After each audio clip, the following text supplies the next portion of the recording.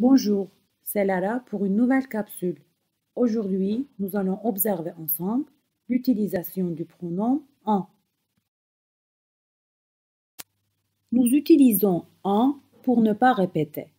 Maintenant, regardons ensemble ce petit paragraphe. Je suis lycéenne à Saint-Michel.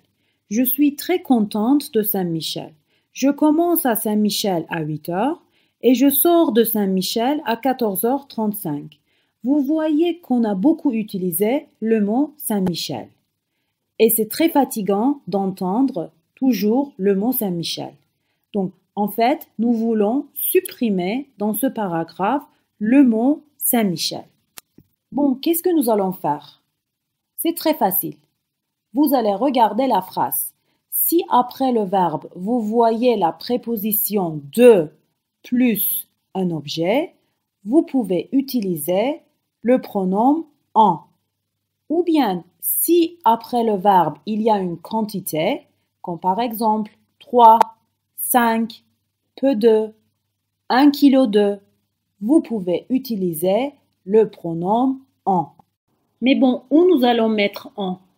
Si vous avez une phrase au présent ou à l'imparfait, ça veut dire qu'il y a un verbe conjugué dans la phrase, vous mettez en avant le verbe. Par exemple, je mange un sandwich, c'est au présent, il y a un verbe conjugué, c'est le verbe manger. Nous allons mettre en avant le verbe. Donc la phrase va devenir j'en mange un. Au futur proche ou quand il y a les verbes modaux, dans la phrase, vous allez remarquer deux verbes. Dans ce cas-là, vous allez mettre en entre les deux verbes. Par exemple, dans la phrase « Je veux manger un sandwich », il y a deux verbes, le verbe « vouloir » et le verbe « manger ».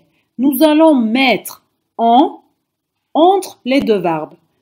Donc, la phrase va devenir « Je veux en manger ».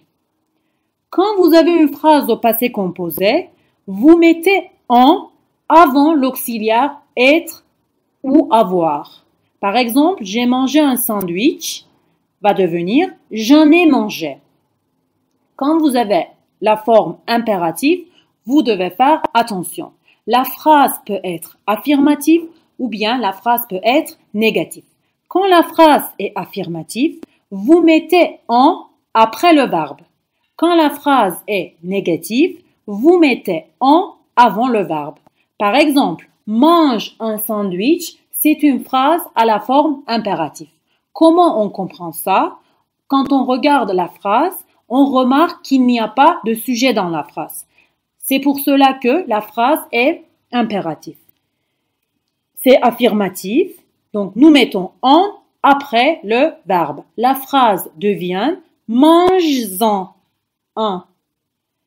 Quand on écrit cette phrase, on remarque que il y a deux voyelles côte à côte.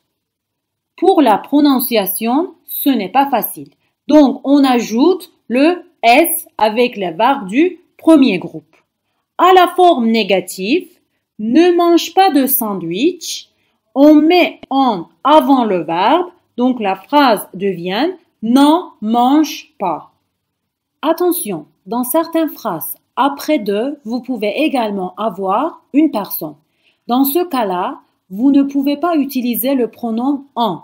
Il faut utiliser un pronom tonique. Voici certains exemples. Pour finir ce projet, j'ai besoin de Céline. Nous avons de, mais après de, il y a une personne. Donc, nous ne pouvons pas utiliser le pronom en. Nous devons utiliser un pronom tonique. La phrase va devenir « Pour finir ce projet, j'ai besoin d'elle ».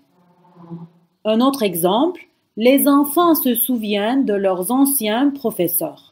Leur ancien professeur, c'est une personne. Nous ne pouvons pas utiliser le pronom en. Encore une fois, nous allons utiliser un pronom tonique. Donc la phrase va devenir « Les enfants se souviennent de lui ». Bon, c'était tout pour aujourd'hui. Merci pour m'avoir écouté. J'espère que vous avez bien compris l'utilisation du pronom en.